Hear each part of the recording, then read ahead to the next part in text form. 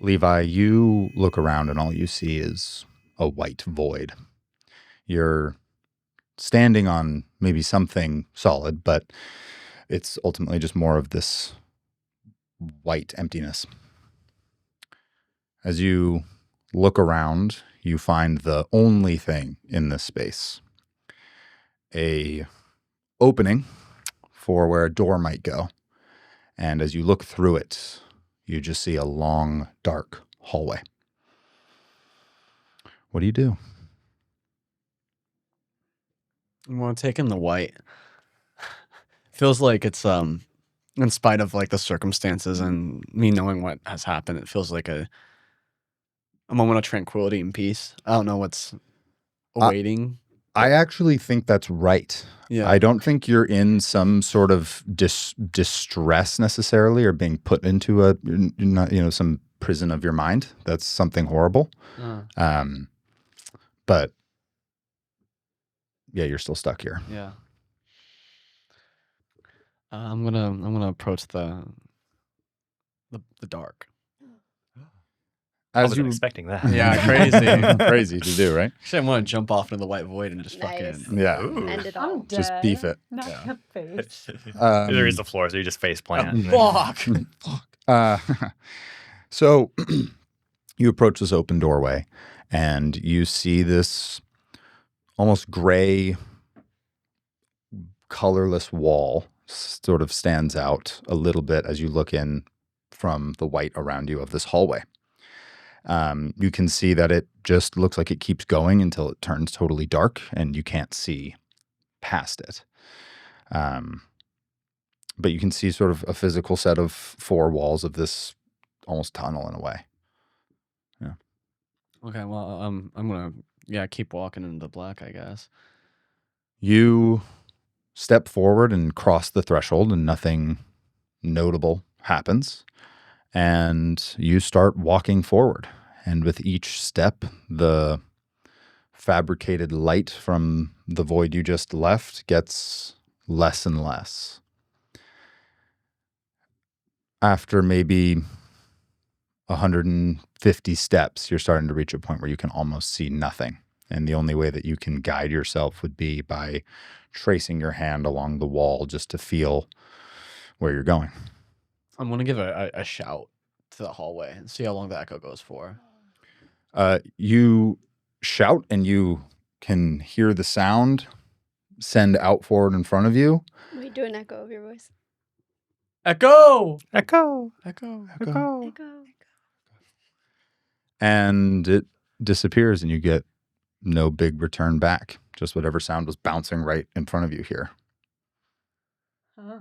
Okay. And when I'm feeling the walls, are they still just this like kind of? I'm guessing they're just kind of like a blank concrete almost, like Almost, smooth and yeah. cold. Yep. Okay. Yeah. I figure like I'm gonna keep venturing forward, still tracing my hand along the wall until see if there's any discernible differences at any point. You start walking, tracing your hand along the wall. And with each of these first few steps, it gets darker and darker until as you're looking forward, you can't see anything. You can just feel on your fingertips the cold wall as you move along. You walk for almost 10 minutes forward, almost being lulled into a trance by the darkness and the silence in here. Can I hear my footsteps? You can hear the shuffle of your feet, and after a few minutes, you started to really hear your heartbeat. I can feel it right now. Mhm. After maybe 10 minutes, not quite sure how much time, you're almost shocked out of your reverie as your hand clips a round piece of metal. Okay. Wanna like what type of? Is it like I'm guessing it's like a door handle. Like a doorknob, yeah. Okay. Well, I'm gonna open the door. Right now, it's just dark. Want to step forward? The moment you step through the doorway, you're almost crashed upon with light and color and sound and smell. Memory or experience being put before you that feels as real as anything you've ever experienced. But after so much time of nothing, the senses that start waking feel almost overwhelming for a moment. Why don't you just give me a no check? Let's see if you recognize what's going on around you. See if you've been in this void before. That's an 11 off the bat plus 12 plus I would say wisdom. Yeah. 14. 14. I be knowing shit. You look around and are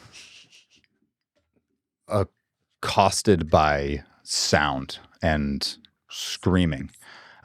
You see a crowd of Gurnathi screaming and yelling. And you're in the far back as this almost wall are pressing against something. And you can make out behind this wall of people pressing forward, armed police in SWAT gear with shields. And they're trying to hold the line basically as they're doing something back in the distance that you can't make out. You look to your right as somebody grabs your arm and says your name, and you see Nathan as a young boy. Nathan is 15 and you're 14, and he's got the beginnings of stubble, and he's got this big grin on his face and sort of light in his eyes. He's just jazzed up by what's happening around. Gurnathi uprising, the revolution on Janus, a time that you maybe remember somewhat fondly, or at least memorably, of when you first really saw the action of these people trying to fight for their rights and being pushed by the Interstellar Empire to violence. You okay? Lost you there for a second. Yeah, no. We're still going forward, right? We're not going home, right? Yeah. And you see Nathan reach down and grab a rock and huck it across the lines at some of the Interstellar Empire policemen. I'm gonna pick one up and chuck it too. Hell yeah! Roll for a hit. Fuck yeah! Give me I think this would just be a shoot check. I think that's probably accurate. Let's go shoot plus strength or dexterity. Okay. Ooh. Okay. That's a 5. Weakling back then. I was a little boy. How do I want to do this?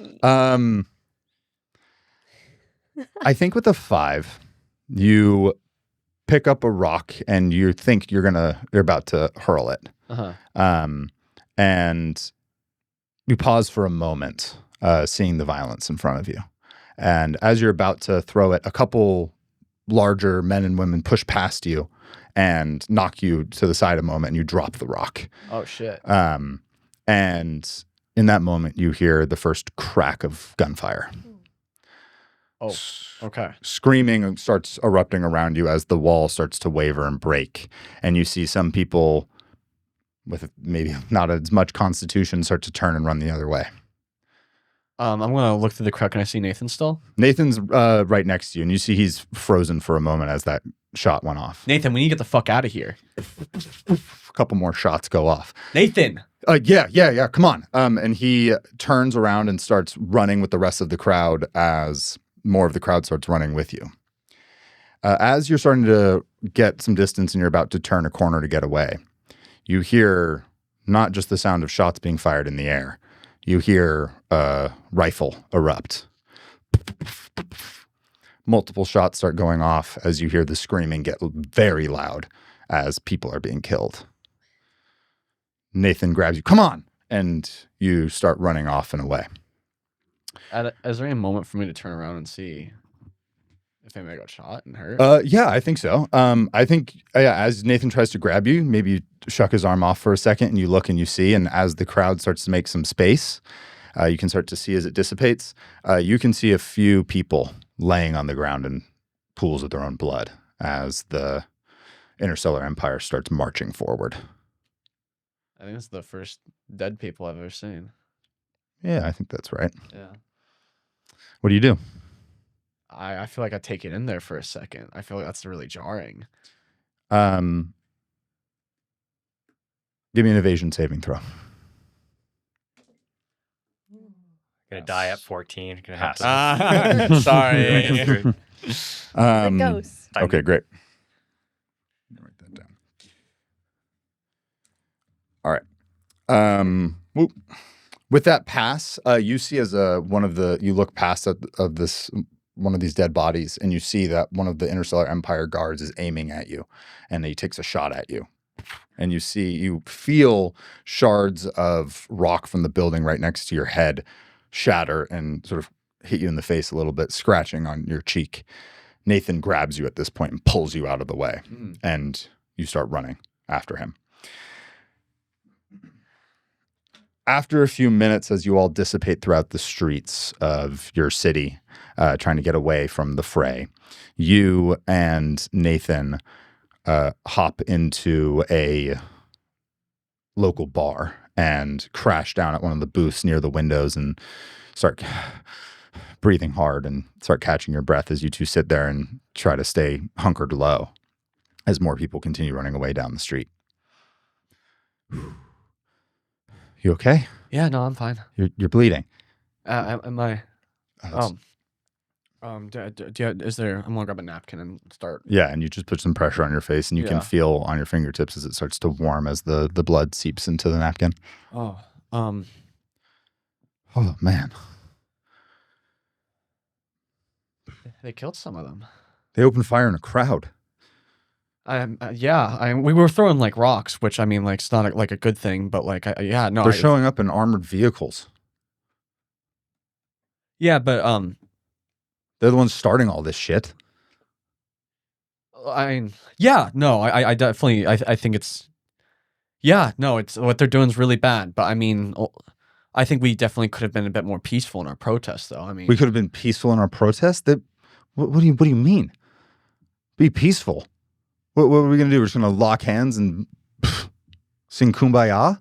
well, I mean, the way my dad talks about it is it's kind of like, What does your dad say about it? well, I mean, he works for the Empire, and he's like exactly. good friends with like some of those people in the police force, and I Good think friends with those fucking pigs? they're not pigs, dude.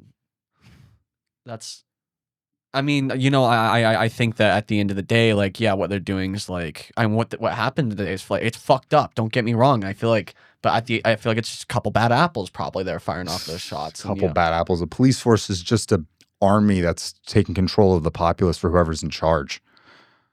That's all they serve. We're not equal with the rest of them. You think we're just supposed to just take that? It's fine. Just sent down in the mines to die. Well, I mean, they're not just sending people down in the They're throwing people into prison. I mean, there could be some bad people they're throwing into prison. They're taking people off the streets. Doesn't matter what you've done.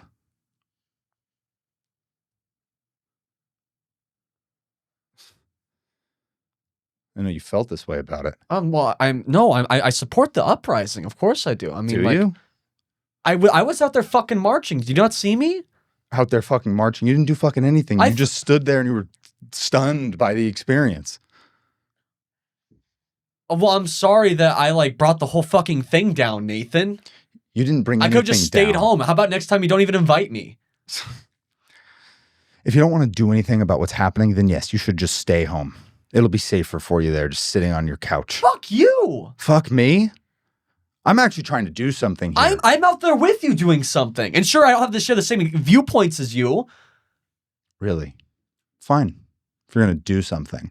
And Nathan at this point reaches down under the table into his belt and pulls out a gun, a pistol. What the fuck are you doing with that? Shut the fuck up. Take this. And he slides it on the booth over to you. I'm not fucking taking that. Why do you have that? Either you're taking that and you're actually going to help out with this damn fucking thing, you're going to be a part of this, or you just go home. You go stay with your dad. You get a nice, cushy job. Fuck you, dude. You can't fucking just give me a gun. What do you want me to do with this? Something. Nathan gets up at this point and he starts to leave. I feel like underneath the table, I want to pull it. What type of gun is this? It's a pistol. It's a pistol? Yeah. I feel like I've never held a gun before. I think at this point Nathan leaves you with this, and I think it's right now. It's sitting next to you in the booth, and it's like the booth wraps around, so it's hidden from the rest of the patrons. You got some looks as you guys were kind of screaming and fighting at each other, but after Nathan leaves, they go back to whatever it was that they were doing, and that gun is just a little bit of light reflecting off of it into your eyes. Can I check if the safety's on? Like, I don't even know how these things work. Yeah. Give me a no check. Ooh. 10, 11. Yeah, for sure. You look at it, and the way that it's facing, you see the safety is off. It's a live weapon right now. I'm gonna tick that on. Yeah. And then I'm going to try and inconspicuously put it in my back waistband underneath my shirt. I think you can do that kind of no problem. Yeah. Okay. How many people are on the bar? Are people still looking at me? No one's really paying attention to you anymore. Okay. You put the gun in the back of your belt there. I'm gonna walk home. Yeah. You get up and you make sure that your shirt is tucked over the top of the gun, and you go, and as you open the door and step out of the bar, you step into blackness, and you're back in this hallway. You hear the door behind you close. Do I still have the gun? Yes, you have the gun. How fucking yeah. You feel back, and you can feel the weight of it sitting back there. Just start shooting everywhere. Yeah. I think now that you're back in the hallway and fully embodied in yourself in this present moment, I think any fear that was sort of being meshed with you from that previous moment in that room that you felt as a child when you went through this has dissipated, and the confidence of having been around guns for a long time now and killed people with them and used them, the cold reality of that. I feel like it kind of loses its value. Like, it had so much gravitas in that first scene where, like, when I'm holding it, now that I have it here, it's a tool. Yeah. It's like a carpenter holding his hammer. Yeah, 100%. 100%. What do you do? I'm going to walk further down the hallway. You place your hand on the wall to help track yourself, and you start walking down the hall. After what is a indefinable amount of time for you, as you quickly get back into this almost meditative state, you start to feel as the wall is no longer just a straight line and starts to curve a little bit. You can feel how that curve starts to increase a bit as you maybe find yourself either going down a different way or in a large room or something. It's just kind of keeps wrapping around. Touch both sides of the wall? Before you did, now you don't. Oh, so I basically meant like it's not a fork in the road, it's still one. No, you were just tracking on, let's say, with the right side with your right hand, and you start drifting towards the right, and before you could occasionally reach out and touch a wall to your left, and now it's just, there's nothing there. Okay. 1 and 2 is I go to the left side. 3 and 4 is I go to the right. We stay where we are. You continue on, and after a few attempts of reaching out with your left hand to see if you've found another hallway or something, and nothing, again, you're surprised as you feel a door handle again. This one is not a doorknob, it's straight up and down. There's something you could grab onto, and has a little lever at the top that you would press and push in. Different kind of door handle. Okay. Yeah, I push it open. Give me a no check. +2. Plus wisdom. So +5. 8, that's going to be 13. Ooh. 13. Okay. I'm getting all my good rolls out of the way for the shit that don't fucking matter. You mean memories and emotions don't matter? No, they do, but like, I don't know. I feel like there's going to be some crazy shit later. This doesn't feel life or death just yet, you know? You immediately know where you are. A painful dread seeps down your spine. You look around in the, for lack of a better term, town square that you have traveled through many a time as a child. And I think after this day, you never went back through this area.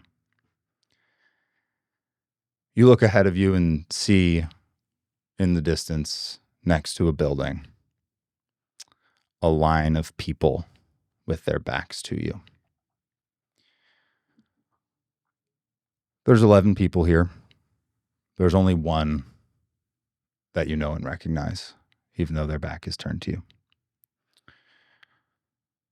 You see the auburn, curly hair of your mom as she stands shoulder to shoulder with strangers that you don't know.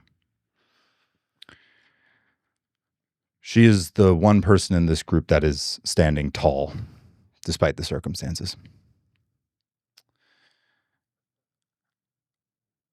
You look to your right and you see your dad, this 6'2", pretty skinny guy in a suit, a dark charcoal suit.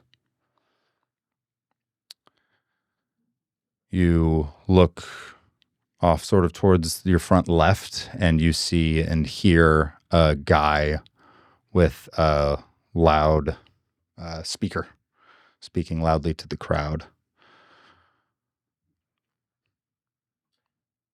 For the glory of the Empire, thank you all for coming. We will be processing everyone shortly. At this point, you see and hear the crunch of boots of soldiers stepping forward in a line. You hear the rattle of guns as they take aim. You hear somebody start shouting, "Turn! Face!" at the group of people on the wall. And you see your mom's face. The thing that's standing out is the green eyes sparkling in the artificial daylight.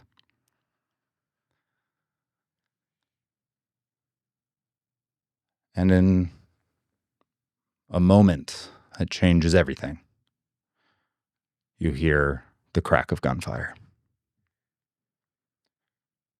You hear a second round fire out, and you watch as the 11 bodies slump to the ground.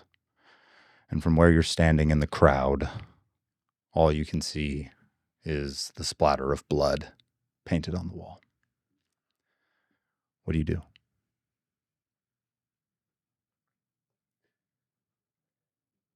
I see Levi standing there as a young 16-year-old boy. And I approach him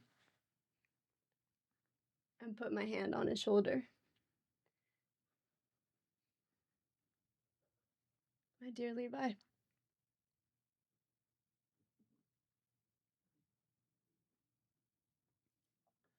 we go home now? Yes. I think the two of you turn and start walking back to your home. And as you look back, your dad has not moved a muscle. Give me a notice check real quick there, Levi. I'll say plus dexterity. Ooh, Wow. big You really are rolls. rolling well. That's going to be a 12. You can make out the sparkle in the daylight of the tears rolling down your father's face as he stands there unmoving. You all continue, the two of you continue your trek back home, eventually getting to the doorway of your more or less like a town home. You go through the stark front door and into the living room area. What do you do? Can we go to the kitchen instead? Sure. Yeah. I Bring think him to the kitchen. I think Levi, yeah, you're pretty much stunned and being led along at this point. Mhm. And I think you grab him and slowly beckon him into the kitchen. Do you pull out like a seat for him or something? Yeah, I definitely Yeah, you do. pull out one of the stools at the bar there Yes. and give it a spot for Levi to sit down. Levi, and I think as you sit down, you start to get your wits about you a touch, and you see this woman who you've known most of your conscious life. Sinead, your nanny, she's been like a mother to you, and especially in the last few years, especially. What does he see? Well, right now I have my back turned towards him because I'm preparing him tea, his Mm. favorite. Mm. But in the back you can see like a well-kept braid and a uniform. You know, the uniform that his dad makes me wear. Yeah, I think like a slate gray. Yeah. Yeah. Just like his suit. Yeah.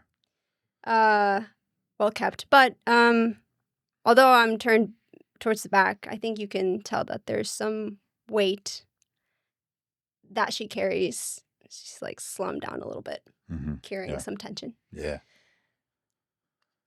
That's what he sees. Yeah, you finish preparing him the tea and you place a mug in front of him. And do you sit down as well with him? Yeah. And you two sit at this, on these two stools at the island in the kitchen of your house. That's funny. I don't ever really feel like I even knew who my mom was.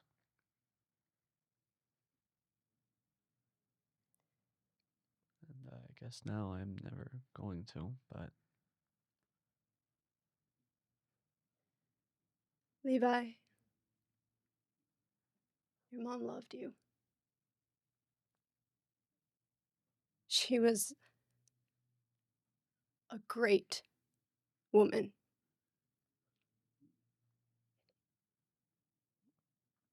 She just had a difficult thing to choose. what do you mean to choose?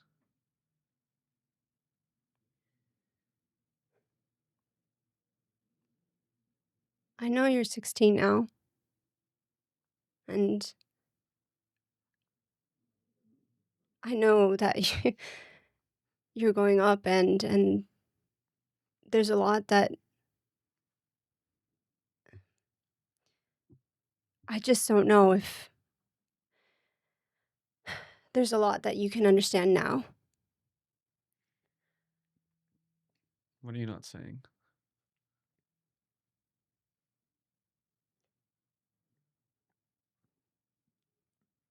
Levi,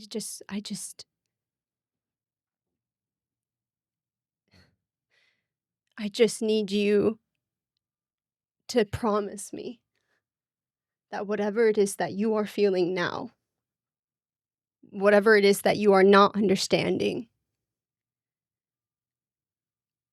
you use that. You use that and always remember what you're feeling inside. Do you understand me? I think I do. Good boy, Levi.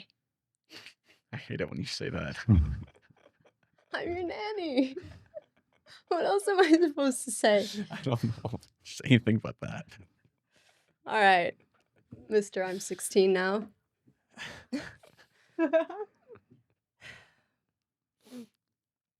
You are, though. You are. You have a good heart, and I know it because I've seen you grow up. Look, your dad is not on the right side of history. He never has been.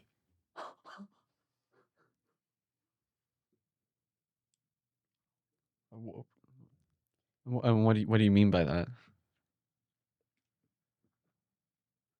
Just know. Just try to understand. Please, I don't.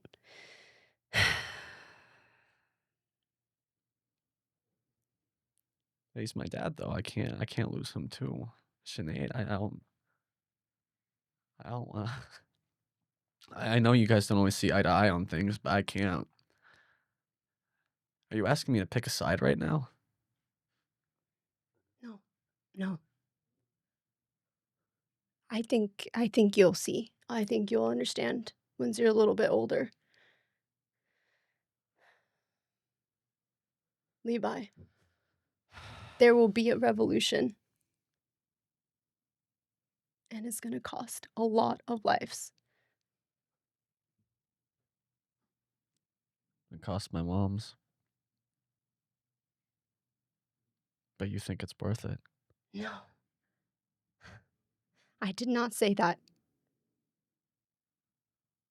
I did not say that.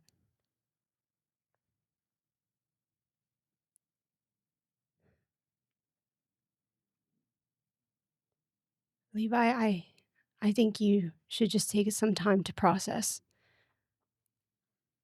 what you just saw and experienced. And I just want you to know that I'll always be here for you. Always. I know your mom wasn't there as you would have wanted her to be, but I'm going to try my best. Promise? Absolutely. No matter how old you get. And they hug. Levi, give me a sneak check. What? Girl, are you lying? Oh my I God, still have the no. gun. I'm gonna shoot her. Oh my God. Levi, give me the sneak check. We'll do plus Teach you dexterity. History. Oh, I just have -2. He steals her gun. He just has a gun collection. It's a 4. As you're giving him a hug, you feel the imprint of the pistol that he holds in his waistband.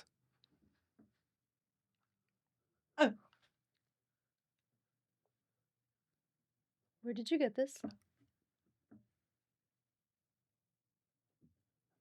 I found it. You're lying to me. Look, okay, I thought I could have done something, okay? And I got there and I realized it was a stupid idea, so I didn't do anything. But I thought I could have done something, okay? It's okay. If you're going to use it, just make sure it's for the right thing.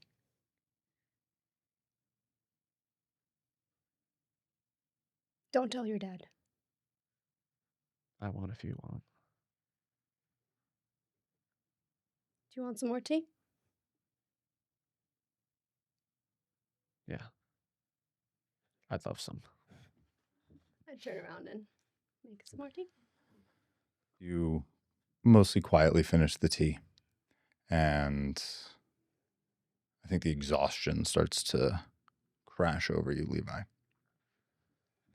And as this is happening, you hear the door open and hear the footsteps of your father.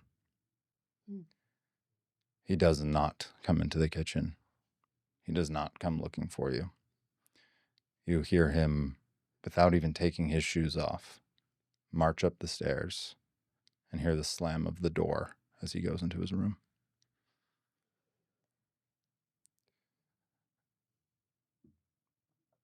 At about this hour late in the evening, you would normally head home, which I think with a knowing glance, you give Levi a hug and ultimately do. Levi, you're left alone in your house at the moment. What do you do? I'm gonna creep up the steps to my father's study. Can I hear anything through the door? You do not need to roll for this. As you get there, you can see that there's a faint light that bleeds out from underneath the door. And you can hear the quiet sobbing of your father. I'm going to knock on the door. You hear the sobbing stop after a moment, the wiping of the nose and the sniffle. You hear the few footsteps as your dad walks over to the door.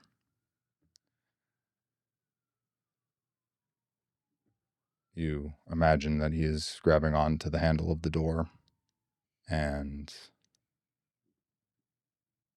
you wait, and you wait. You hear a few more footsteps walking away, and the door does not open. I'm going to go to bed. You walk, almost shuffle down the hallway. You go to your bedroom. You open the door, and as you step through, you step into darkness. You're back in the hallway from before. And I mean darkness. I think as you stand there trying to collect yourself, the pain of this day festers anew in you. Remembering the journey that you started on from this moment on. And the promise that was made and not kept, or so you thought.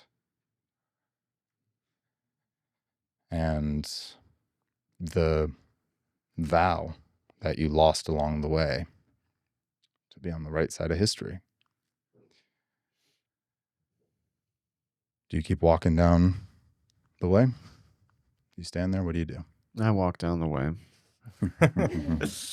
I think at this point you, with confidence, plant your hand on the wall. And rather than it be gingerly brushing against it, you're almost scraping your palm as you continue walking down. You walk to a point where it feels like your legs are getting tired. Darkness all around you. This slow, massive circle that you're making. Until your hand skips a moment as there's a door.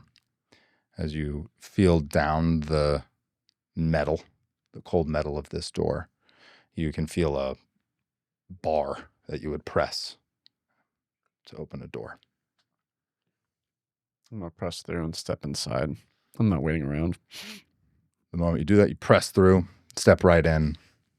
I don't think you need to make a no check for this one. You find yourself standing before the massive room of cubicles of the Ministry of Intelligence.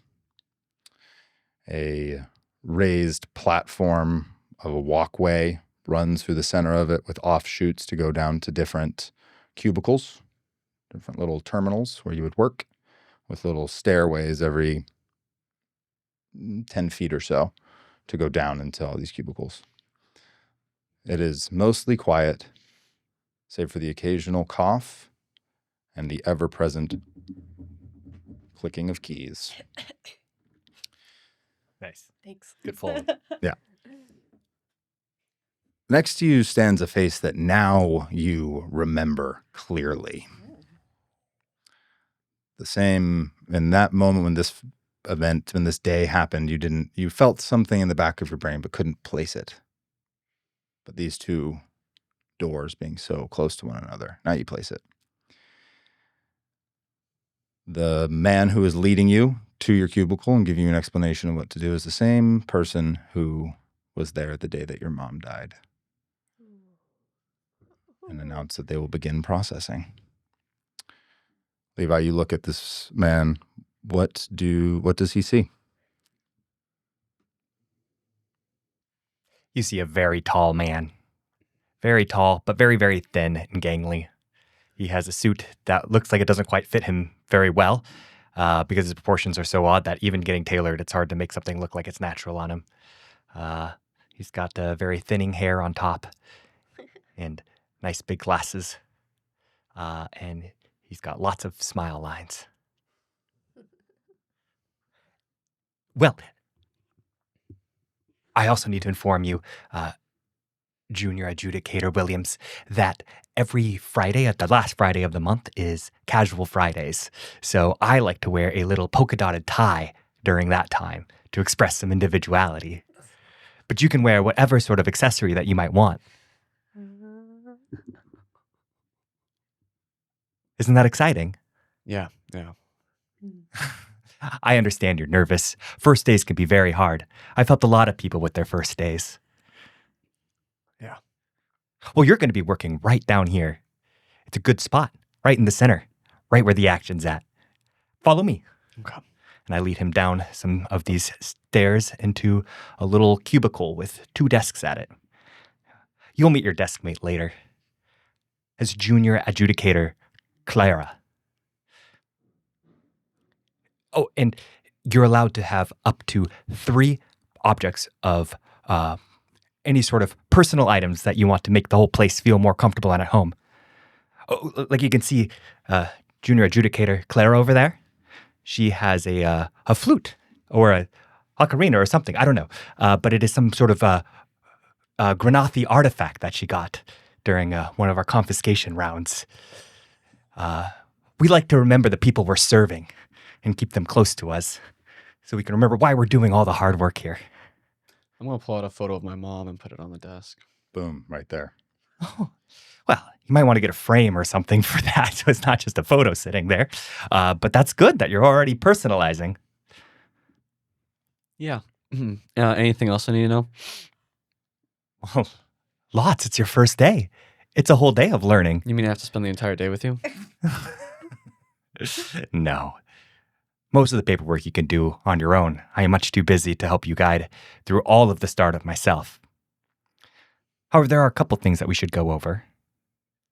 For example, before you can begin any of the hiring process, you have to sign and open a little folder that is onto the computer. Your MI loyalty pledge. Loyalty pledge. What's that? It's pretty boilerplate.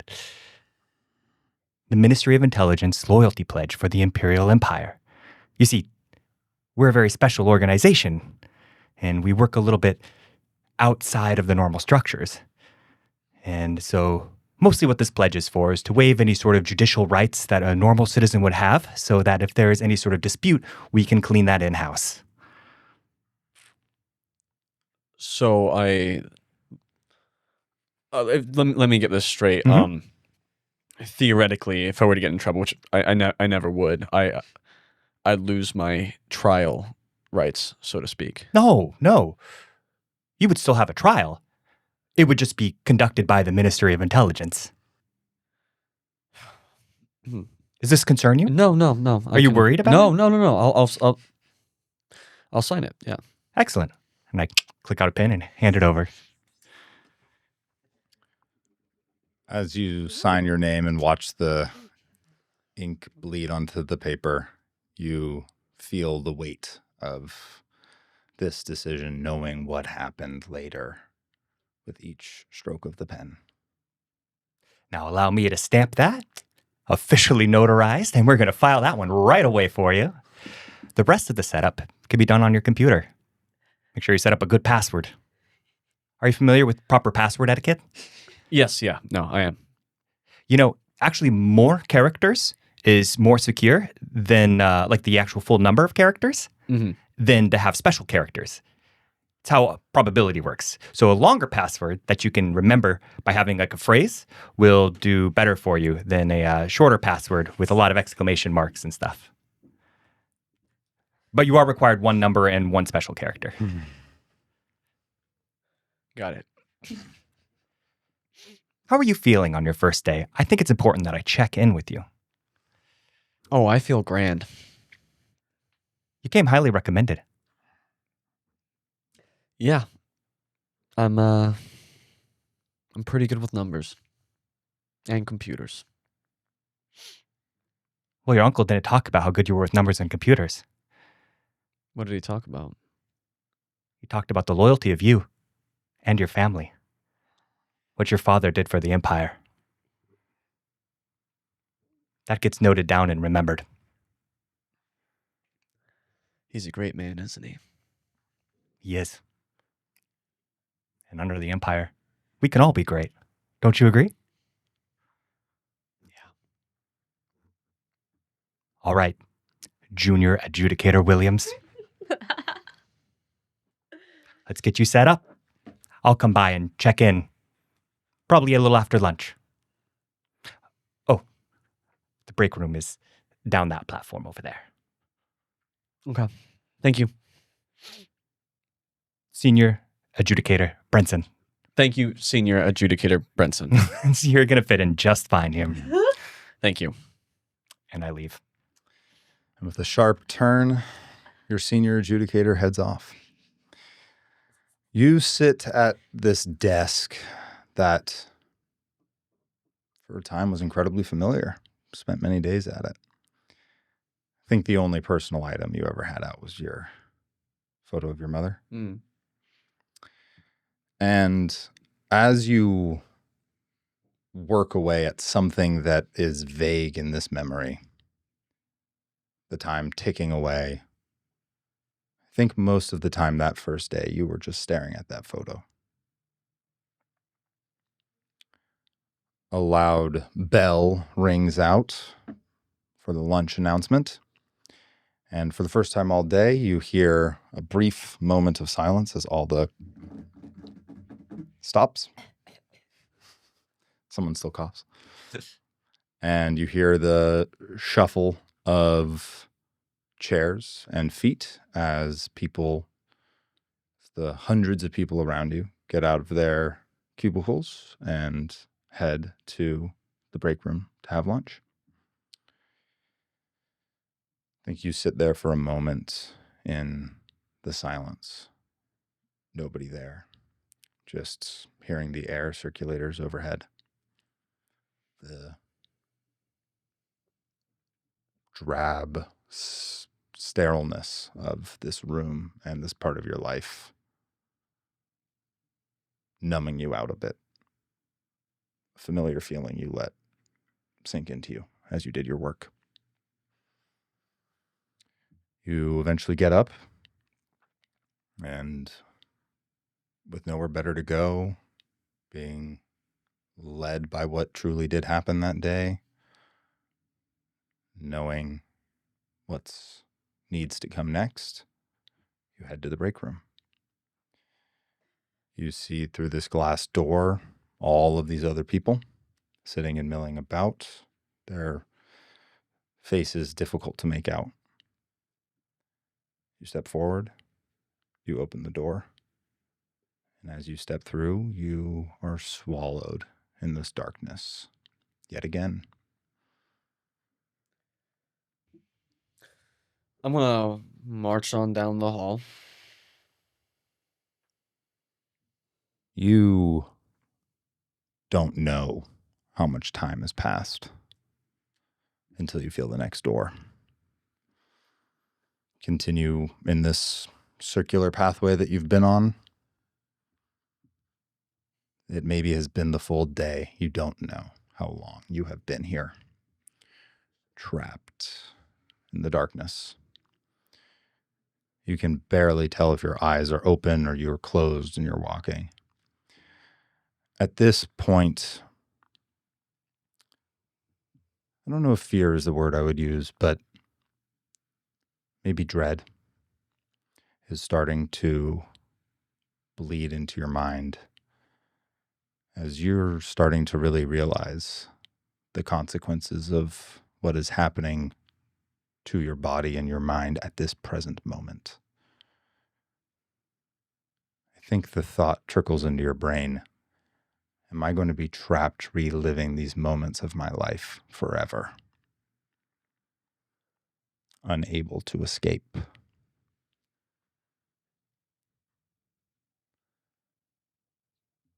And then you feel the next door. A cold metal door with a small handle that you can pull it to the side. What do you do? Pull it to the side. It slides open. You step forward. And you recognize this room as well. When you were caught as Aiden Murphy on the Martian conglomerate side of Janus,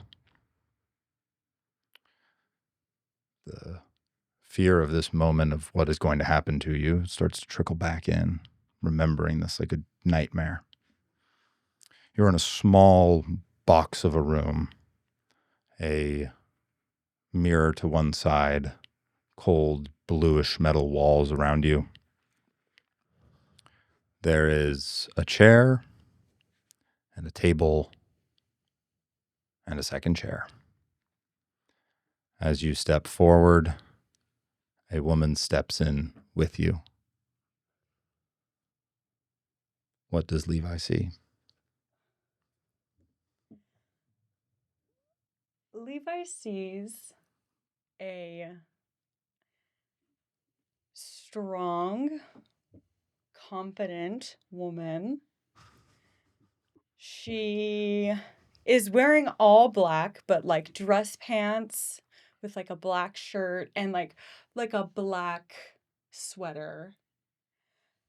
And she has a badge on her hip. Her hair is half up, half down because she's polished, but also wants to be seen as like comforting. And she welcomes him to sit. I take a seat. Mr. Murphy, would you like any water? No, I'm okay. Anything to drink at all? No, I'm okay. Are you okay? I just said I'm okay. Okay, Mr. Murphy, do you know why you're here? No, I don't. All right. I'm MC's official intelligence officer, Detective Army Onks. You can call me Detective X. You have no idea why you were here. I went into work one day, and then one day I was shuffled out by some police officers, and now I'm here. I haven't been told anything, so no, I have no idea why I'm here. Okay, well, here's what I know. You were rigging the numbers of our MC Silicinium production, and you were stealing it. Or not you, but somebody was. Sound familiar? Can I get a lawyer? Can you get a lawyer? No, you may not. What? I'm demanding a fair trial. I'm not gonna say anything without a fucking lawyer in this room. You're not on the Interstellar Empire anymore. You don't get a fair trial here. What the fuck do you mean? I'm saying. Wait, Interstellar.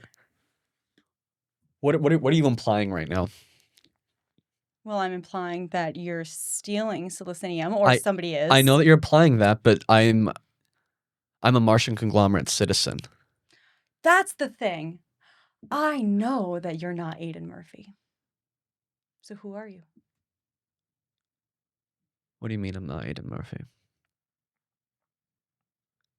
Sounds like you don't know who you are. I know who I am. Then who are you? I'm Aiden Murphy. You're gonna stick to that? You think you can break me? Who do you work for? What do I get out of this if I talk? Less time. Bullshit. I want full immunity. Full immunity. I want full immunity. That depends on how much you talk. Who do you work for? Bare minimum. I want to reduce sentence. Bare minimum. Bare minimum.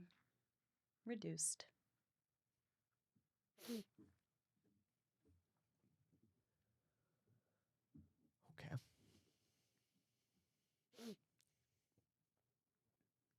I'm not supposed to be here. I am a prisoner of the Interstellar Empire. They're making me fucking do this. They're making They covered my body in Garnathi tattoos and are making me rig the fucking numbers, or else they're gonna. I don't know what they're gonna do. But it was either that or I go to prison over there. And it looks like I'm going to prison over here, so what the fuck does it matter at the end of the day? I worked for the Ministry of Intelligence a couple years. I can give you detailed information about politicians, Huvlaklov, Goldwater, Sanderson. I know about all of them. I've seen the books, I've seen the numbers. I can give you information pertaining to Garnathi persecution. I can give you information about a Stephen Williams. He's high up in Silicium accounting in the Interstellar Empire. He has ties to Claybar Blacksun, if you know who that is. I mean, it's just all information that I have on my data pad. I just need a computer, or else I can't really give it to you off the top of my head. It's a lot of spreadsheets and numbers. So you have no idea who sent you here? Specifically. The Interstellar Empire did. Specifically. What do you mean? Why do you need to know specifically? Why does it matter who? What figure it was through the Ministry of Intelligence. I mean, I can give you some of the names of my superiors. Senior Adjudicator Brenson. I came back. Fuck you guys for laughing. You made me I wasn't laughing. No, it Say came it back. again. It's great. It's great. Yeah. You broke first. Yeah, Senior Adjudicator Brenson. Vice Sar. Sasha. You're doing a lot of writing, and I feel like you're not. I feel like you're gonna fuck me right now. I'm playing my hand. I need a promise. No. You are giving me a lot of really good information, and you broke pretty quickly, actually. So thank you for that. You saved us both a lot of time. What I'd really love to know, because what you did would already send you in jail without this, is why you are impersonating a dead man. I'm not gonna get my reduced sentence, huh? Reduced to what? We made a deal. And it might get reduced. I can't. I'm not gonna make it if I go to prison. I'm not cut out for this. I don't want to live this life. Can you? I know that I fucked up and I made a mistake, but I'm asking you as a human being. I got caught up in some things that were way above my head, and I shouldn't be here. I don't deserve to be here. It's not fair. Who doesn't deserve to be here? Me. The dead man?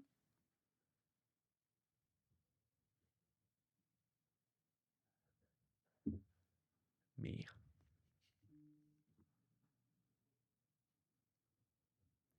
Thank you for all of your information. Do you have anything else to add to the report? See, I don't think you're being fair right now. I need you to get me a data pad so I can show you these numbers, and then once I show you the numbers, I feel like you'll be more. I feel like a reduced sentence isn't enough. I'm giving you a whole lot to play with here. If you give me a data pad, I can make it an even better play. Please. All right, I'll bite. I give him a data pad. Yeah, you pull out a data pad and pass it over to him. Okay. Gonna need to access my personal accounts. Personal. Well, yeah. That's like my account. So through- Aiden Murphy's accounts then. I really don't want you to think that. I'm scared if I tell you who I really am, that all of a sudden I really am like a bad person, and I really did commit these crimes. But I don't feel like I should be judged here. Okay. Interesting. I'm not here to judge you. I'm here for the facts. Are you going to tell me who you Okay. are? My name is Levi Williams. Interesting. What? Do you know what happened then to Aiden Murphy? I have no idea who this person is. I was given this alias. I was given these tattoos, and this. They gave me an ultimatum. I do this, or I rot in prison for the rest of my life. I have nothing to do with what happened to him. Okay, here's what we're going to do. You're going to log into all of your little devices. You're going to give me the information that I need. You're going to go to prison for 8 years. Right, no, 18. That's not what we talked 8 about. That's not the deal. You years don't even know what is you don't know what the reduced. information is. I'm not logging in until you give me a reduced sentence. You don't know what the That is information reduced. from what? Lifetime. If not more. 8 years is gracious. And I have a feeling that you are just the tip of the iceberg, so I am giving you a fair deal. Give me the information. Wipe your hands of this. And go figure out who you are. Is that a fair deal?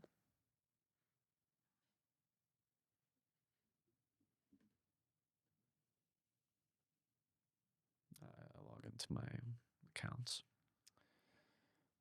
Over the next few minutes, you pull up as much information as you can regarding people who sent you here, who they were, where they are in the hierarchy of the Interstellar Empire, how much silicinium you were stealing, the accounts it was going to,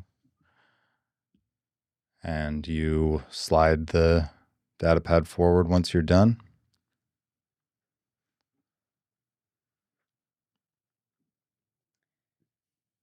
It's all there.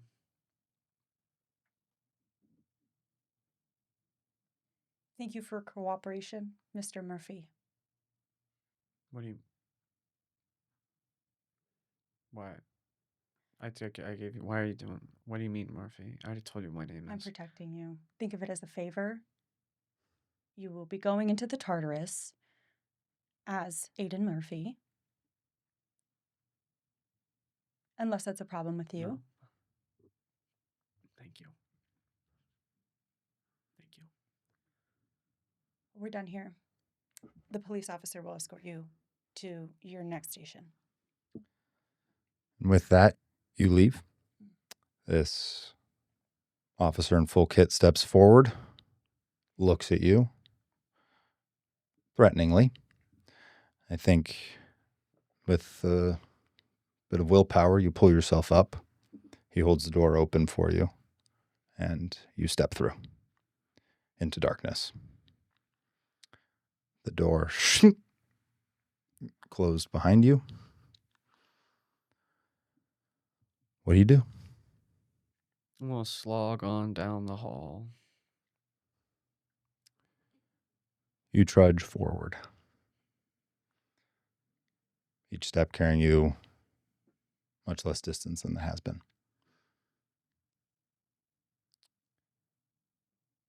Eventually, you come to a metal door without any clear way of opening it. As you stand before it, on its own, slides up. And you can see down a hallway. Hallway of a ship. One that you know and that you recognize. And you hear coming down the hallway voices that you recognize. What do you do?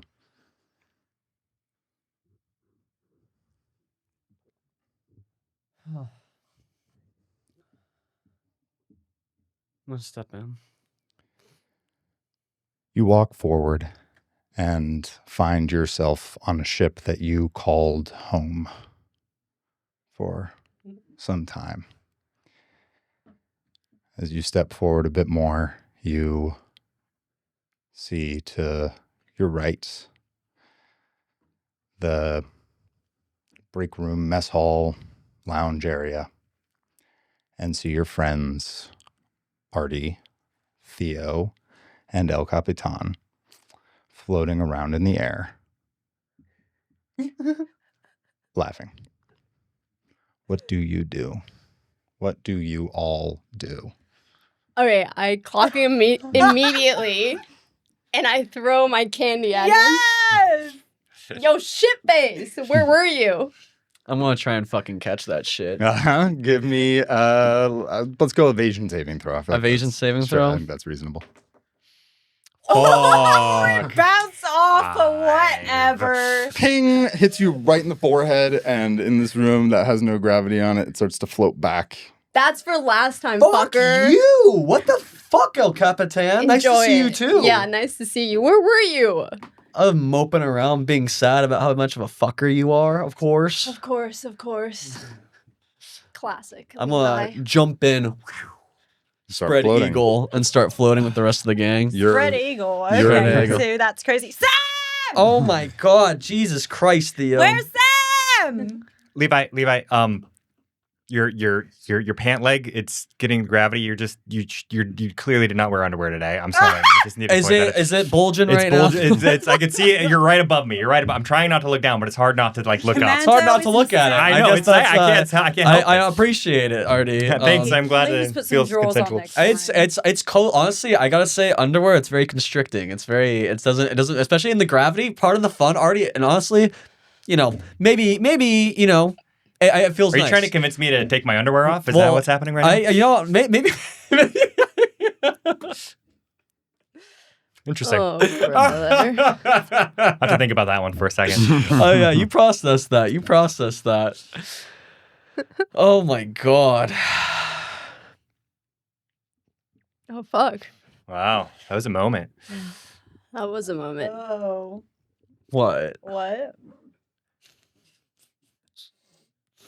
Snotty girl.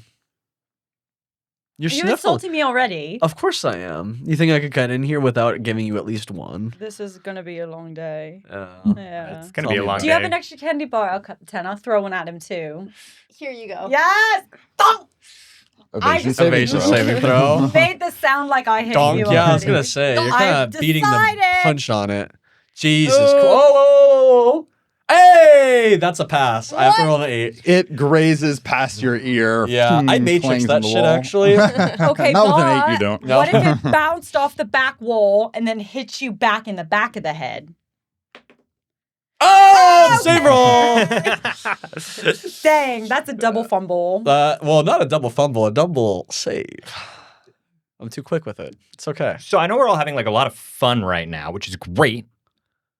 But should we be talking about what we're going to do when we get to Janice? Is that what I mean, we're yeah. Okay. I mean, Levi, like you haven't told us like anything about your family and stuff still. And I know it's like big and mysterious, and we're gonna like go there and find out. But like, you gonna, anything we should know to prepare? Yeah, do you have any brothers? No, I don't. I have like cousins, but it's. Oh. I think Any sisters? we're not.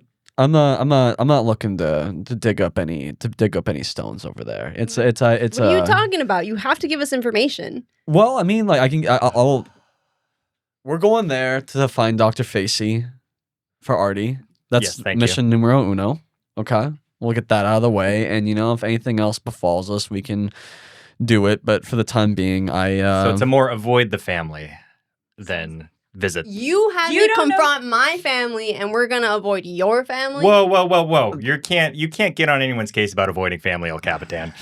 Okay, but like also we know he has like mommy daddy issues. Oh so my like do we really God. expect him to actually tell us about his family? Like I think some things are best left as secrets. As much as I love you guys, so you have secrets. of course I have secrets. I'm sure you have secrets too, Theo. Don't worry, just wait till the perfect inopportune moment for those secrets to come out, and then he'll tell you. And then he'll tell us. Then he'll tell you. Or That's he'll get that's mad how he at always us. tells the secrets. Something bad's gonna Yeah. happen, and then he's gonna get mad at us for something that he didn't actually tell us, and we didn't really know the full story. That's probably what's gonna happen. That's probably sounds so right. Yeah. Sounds like stubborn Levi, you know. Yeah. But then we'll have a secret, and he'll tell the shit out of that to the person with the most power to get his. Sounds like him Hey, too. but we're still here. And correct me if I'm wrong, but we're kind of swimming in credits at the moment, and things are looking pretty decent. So, you know, you can doubt the system. I actually am broke because I gave all my money to Maris. We and- are a commune here, Oh, Theo. okay. It is communal credits. What's mine is yours. I'll remember you said that. Okay. Hold you to it. Unless it's for like guitar stuff, because I don't really. See, that's not fair because if it's communal, I can also spend your money how I want to. I get to judge you for what you purchased. So though. no family history then? Of course, there's family history, But but none of you are going to tell us now. what do you want to know? What are you willing to tell us? Well, I mean, I could sit here and trudge up what happened from like my first core memory to when I got older, or you know, you can get Sky, specific how much with it. time do we have until we land on Janice? The three of you Oh, hear a response. Hmm. Levi, you don't. All right. Well, that's not like a lot of time. Yeah, it's Well, not. That's oh, pretty good. So maybe we should. I did want to. I had an idea Uh-huh. about something that maybe could help us, Okay. and I would tell you what it is, but I'm gonna keep it a secret because apparently that's what we do now.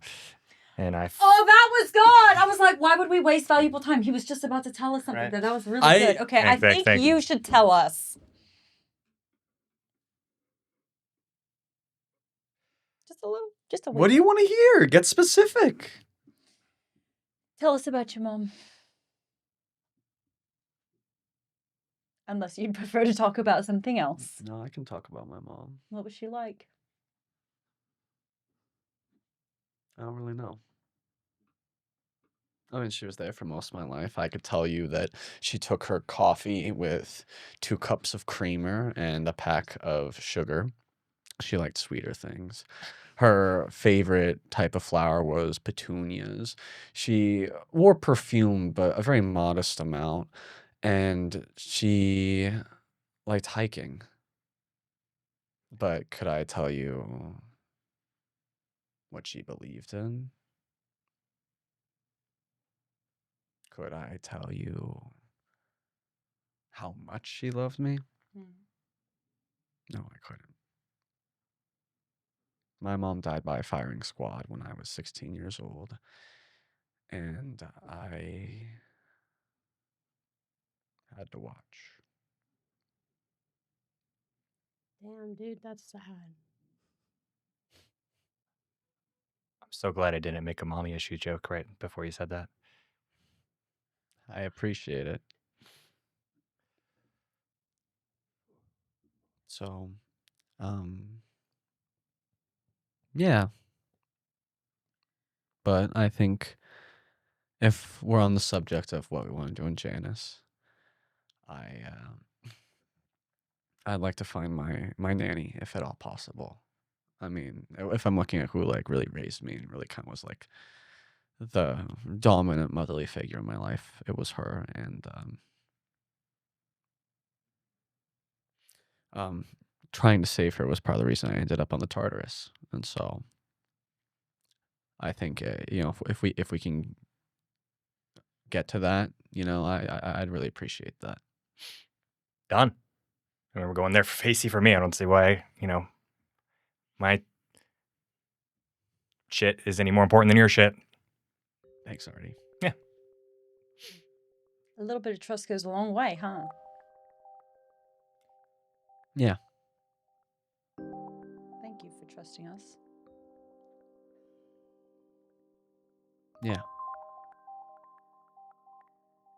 Well, I'm gonna smoke some weed. If you guys want some, I'll be in the pilot room. In the pilot room. Of course. Roger that. And I think the three of you head out to go join El Capitan. Levi, I think you stay floating there for a few moments more. The fatigue that is perhaps imagined in this prison of your mind that you're in felt very real. And the soreness in your feet as you float freely through the air here feels nice. What do you do? We'll look out the window. What constellations do I see? What stars are there? Or without number. Outnumber. Bang! Bing. I don't think there's necessarily any constellations you can make out, but you can see the reflective outline of Janus as it slowly orbits around its star, resting past between your field of vision between the star and you.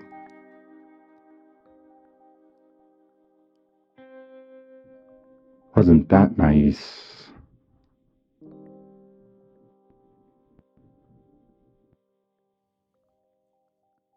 I'm trying to discern, was that part of the memory I'm in, or is this the sky that's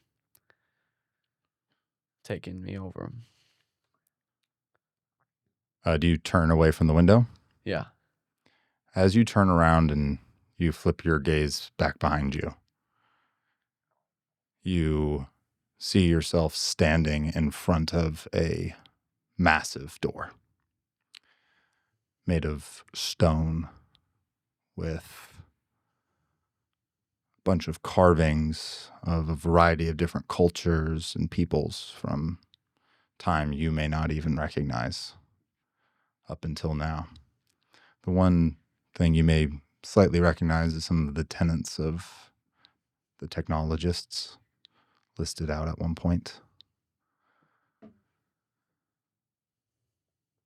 The white void is around you now. Janus is gone.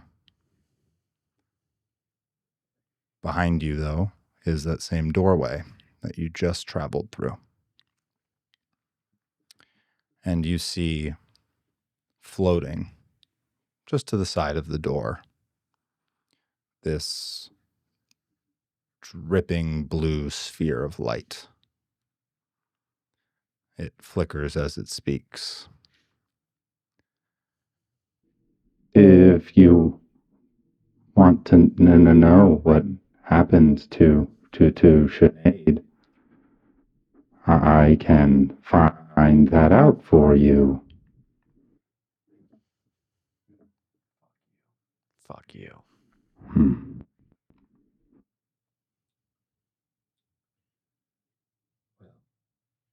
Well, it is nice to be in two places at once. You sound broken. I am fine. The dripping light trickles faster and then starts to go steady again. I always knew you were weak, Sky. Who's the one in control of your body? For now. What can you possibly do? Nothing. Your friends out there are going to die.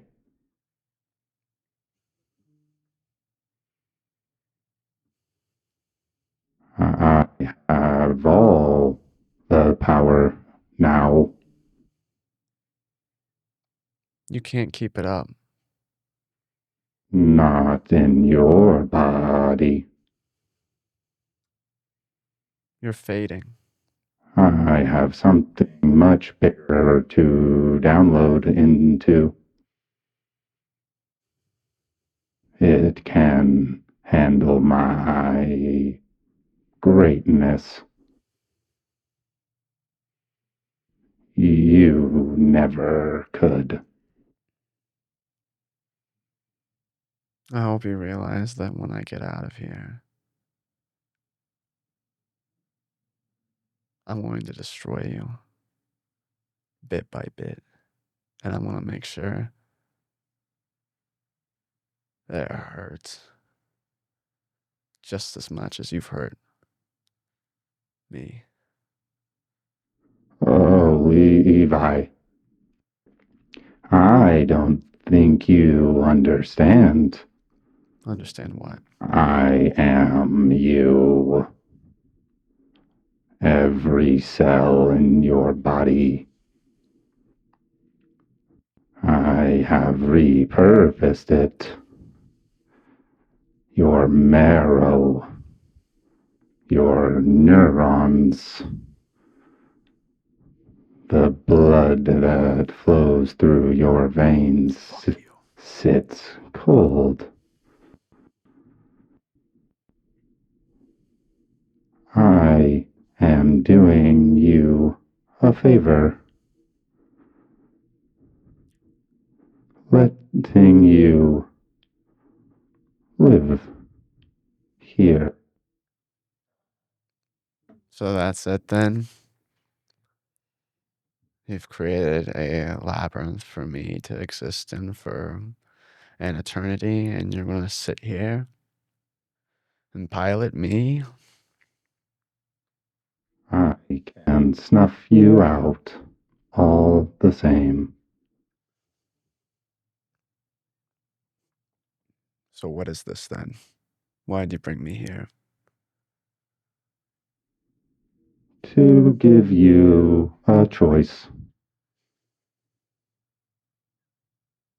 Turn around. Walk back through the doorway.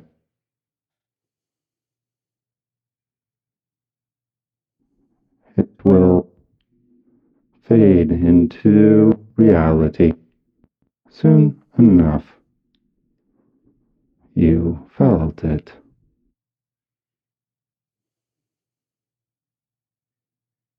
Or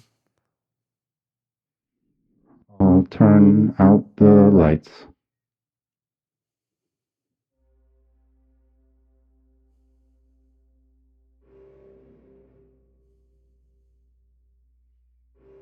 and then I'm gone. Forever. But if it makes you feel better, you gave me existence. You will live on through me in the forms I take. I will remember you. So thank you.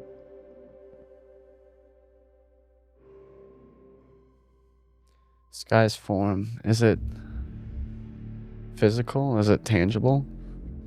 Maybe. I mean, it exists. You see it there in front of you.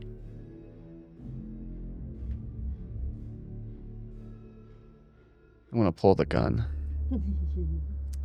Uh-huh. I'm going to feel the weight of it in my hands. I'm going to take the safety off. I'm going to open the mag, make sure there's rounds in it. I'm going to clip it back in, then look at Sky.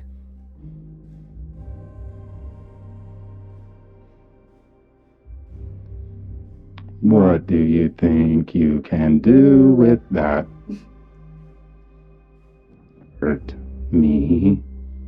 I cock it.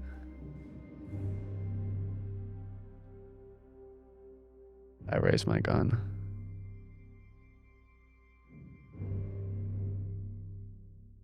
want to pull the trigger. And we'll end the session there. Wait, who are you facing the gun at? Sky. Scott. Okay. Yeah. For a second, I thought it was good. I was like waiting for you to. like this. You know, I was like, No, I never got- know. I got You never the know. image, Scott. Yeah. We'll end that session. All right. oh my god. Looters is a production of Digital Negative and is a member of the Fable and Folly podcast network. Art by Jordan and music by Evan Doty. If you'd like to support the show, please check out our Patreon or pick up some merch at looterspodcast.com. Later, looters.